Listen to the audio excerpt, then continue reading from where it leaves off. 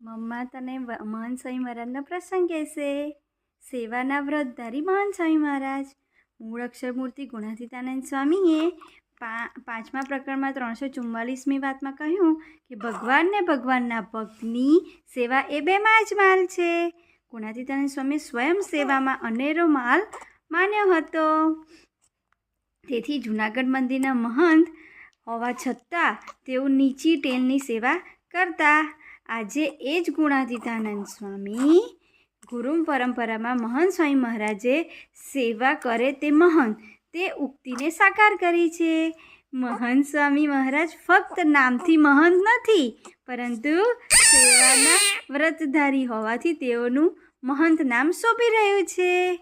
1950ના દાયકામાં યુવક તરીકે તથા પાર્ષદ દીક્ષા બાદ તેમણે ખૂબ ખંતથી યોગીજી મહારાજની અનેક સેવાઓનો લાભ લીધો હતો. અંગ્રેજી માધ્યમની પાશ્ચાત્ય કેળવણીમાં સુશિક્ષિત થવા છતાં કૂવામાંથી પાણી ભરવાની, વાસણ ઉટકવાની, કપડાં ધોવાની કે ગાર માટી છાણ લીપવાની સામાન્ય ક્રિયાઓમાં પણ તેઓ હોંશે જોડાઈ જતા. આ સેવાઓ દ્વારા યોગીજી મહારાજને રાજી કરી લેવાનો તેમનો ઉત્સાહ અનન્ય હતો.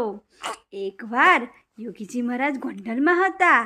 તે દરમિયાન અડવાળના ભૈલુભાઈ નવો ખટારો પૂજન કરવા માટે લાવેલા. યોગી બાપાને સૌ પાસે ઉકાળો ઉથાપવાની સેવા કરાવી હતી. તેમાં આ ખટારો આવ્યો એટલે રાજી થયા. ઉકાળો ખટારામાં ભરવાનો હતો અને બીજે ઠેકાણે ખાલી કરવાનો હતો.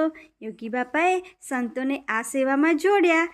એવામાં યોગી બાપાએ મહંત સ્વામી મહારાજને યાદ કર્યા. મહંત સ્વામી ક્યાં છે? કોઈએ કહ્યું એમને અત્યારે 103 ડિગ્રી તાવ છે. યોગી બાપા કહે બોલાવો એમને, સેવા કરશે તો મટી જશે. યોગી બાપાનો સંદેશો મળ્યો અને સ્વામીશ્રી તરત સેવામાં જોડાઈ ગયા. ગુરુને રાજી કરવા તાવ વચ્ચે સતત 2 કલાક સેવા કરી.